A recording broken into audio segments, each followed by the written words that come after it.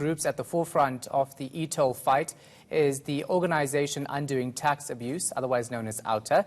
Its chairperson, Wayne Duvenage, joins me now in studio. Wayne, thanks so much for your time. We appreciate it. Nice to be with you. It's, of course, something that we didn't think we'd see, but there is a reality of this now on the table, talks about scrapping it or finding alternatives to fund it. Let's talk about those people who have been paying first. They're going to be unhappy if that's the case, because lots of others didn't. Yeah, look, it's down to 80% non-compliance now. It maxed out at 40% compliance in June 2014. So, yes, I guess it's not really a question for us. We've been there for the motorists to not pay, to stand strong on an issue that was grossly irrational and needed to be challenged in the way that we could have had to challenge it, which is both a civil disobedience campaign and through legal action.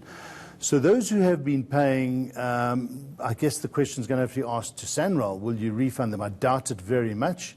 You know, they took the easy route of abiding by the law, and it's the law to pay. It's the people that, like ourselves, who have broken the law for the right reasons.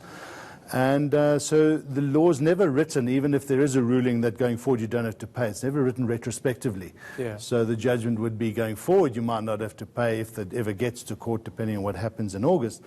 But I doubt it will ever read. It cannot read, and SANRAL must pay the money back. They can't. They don't have the money. So we obviously saw that spat on Twitter between all of those very important people involved in this matter, David Makura and Tito Mboweni, and then Fikile Mbalula being told to actually intervene. What happens now if, given all of this taken into consideration, we still come in here at the end of August that they're not going to scrap e-tolls?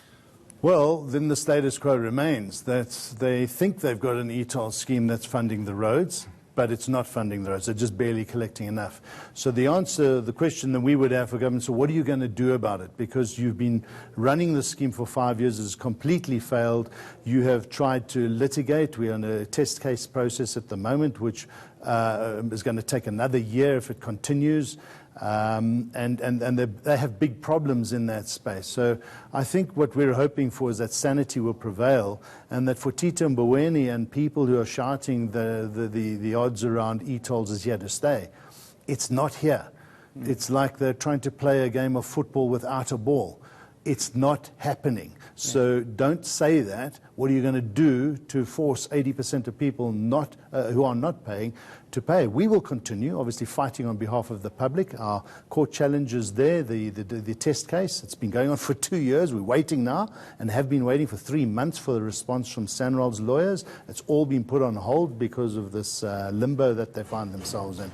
So we really need to have a resolution. We are here. We haven't heard any calls from government to inquire and engage with civil society, who need to be engaged with on this matter, because we've got a lot of answers for them. And even though government's not engaging, you've actually offered some tips and solutions on to how to settle this debt. Absolutely. You know, SANRAL finances the maintenance, the upgrading and the building of 18,000 kilometers of non-tolled roads through government grants and treasury grants.